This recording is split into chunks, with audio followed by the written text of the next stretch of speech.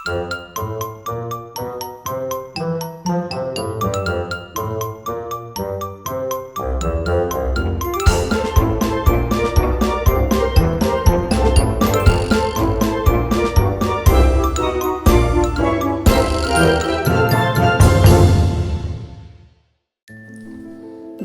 పిచ్చుక పాట. అనగనగా ఒక అడవిలో ఎప్పుడూ సూర్యకాంతి ప్రకాశిస్తూ ఉండేది. అక్కడ పిప్ అనే ఒక చిన్న పిచ్చుక నివసించేది. పిప్ సాధారణమైన పిచ్చుక కాదు. దాని ఈకలు అచ్చం మేలిమి బంగారు రంగులో మెరిసిపోయేవి. ప్రతిరోజు ఉదయాన్నే నిద్రలేచి తన రెక్కలను విదిల్చుకొని ప్రపంచానికి తన ప్రత్యేకమైన పాటను వినిపించడానికి సిద్ధమయ్యేది. అది ఒక చిన్న పాట రోజంతా ఆనందాన్ని నింపగలదని పిప్ నమ్మకం.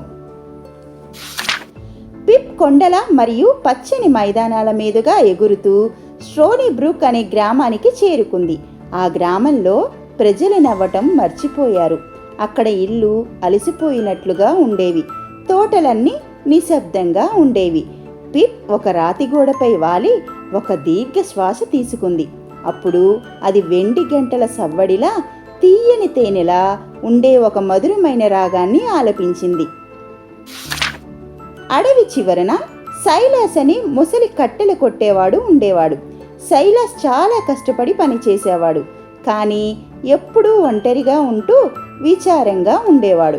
ఒకరోజు అతను ఒక మొండి మొద్దును కోస్తూ కోపంగా ఉన్నప్పుడు పిప్ వచ్చి అతని గొడ్డలి పిడిపై వాలింది. పిప్ వెంటనే శాంతి మరియు స్నేహానికి సంబంధించిన ఒక పాటను పాడటం మొదలుపెట్టింది. సైలాస్ తన పనిని ఆపి ఆశ్చర్యంతో ఆ పాటని వినసాగాడు. పిప్ పాడుతున్న పాట వినగానే సైలాస్ ముఖంలోని కోపం మాయమైపోయింది. అతనికి చిన్నప్పుడు తన తల్లి పాడిన జోలపాటలు, వసంతకాలపు చల్లని గాలి గుర్తుకు వచ్చాయి. తాను ఒంటరిగా ఉన్న ఈ అడవి అంతా జీవంతో నిండి ఉందని అతను గ్రహించాడు. సైలాస్ కూడా ఆ పాటను గుసగుసగా పాడటం మొదలుపెట్టాడు. అతని మనసు ఎంతో తేలికైంది. పిప్ ఆ తర్వాత గ్రామ బేకరీకి ఎగిరి వెళ్ళింది. అక్కడ బ్రామ్ అనే బేకరీ యజమాని చాలా హడావిడిగా ఒత్తిడిలో ఉన్నాడు. అతను చాలా రొట్టెలు తయారు చేయాల్సి ఉంది. కానీ సమయం మాత్రం చాలా తక్కువగా ఉంది. పిప్ కిటికీ అంచున కూర్చొని ఒక ఉత్సాహభరితమైన పాటను పాడింది. ఆ సంగీతం వంటగది అంతా నిండిపోయింది. గాలిలోని పిండి కణాలు నక్షత్రాల్లా నాట్యం చేస్తున్నట్లు అనిపించింది. బ్రామ్ పాట వింటూ ఈల వేస్తూ హుషారుగా పనిచేయటం మొదలుపెట్టాడు. అతను ఎంత సంతోషంగా ఉన్నాడంటే మరికొన్ని రొట్టెలు అదనంగా కూడా తయారు చేసేశాడు.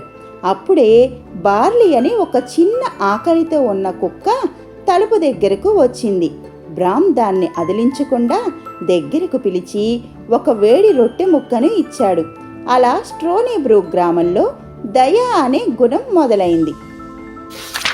మధ్యాహ్నం వేళ పిప్ మోలీ అని ఒక చిన్నారిని కలిసింది. మోలీ తన ఎండిపోయిన తోట పక్కన కూర్చొని విచారంగా ఉంది. నీళ్లు లేక తన పూల మొక్కలు పెరగడం లేదని ఆమె బాధపడుతోంది. పిప్ తోటపై కంచెపై వాలి ఎదుగుదల మరియు సూర్యకాంతి గురించి ఒక పాట పాడింది. దాని బంగారు ఈకలు మెరుస్తూ సూర్యకాంతిని ఆ ఎండిన మట్టిపైకి ప్రతిబింబించాయి. మోలీలో కొత్త ఆశ చిగురించింది. ఆమె వెంటనే వెళ్ళి నీళ్ల క్యాన్ తీసుకువచ్చింది. మొక్కలకు నీళ్లు పోస్తూ పిప్ పాడిన పాటని ఆమె కూడా పాడసాగింది. ఆశ్చర్యకరంగా ఆకుపచ్చని ఆకులు ఆకాశం వైపు పైకి లేచాయి.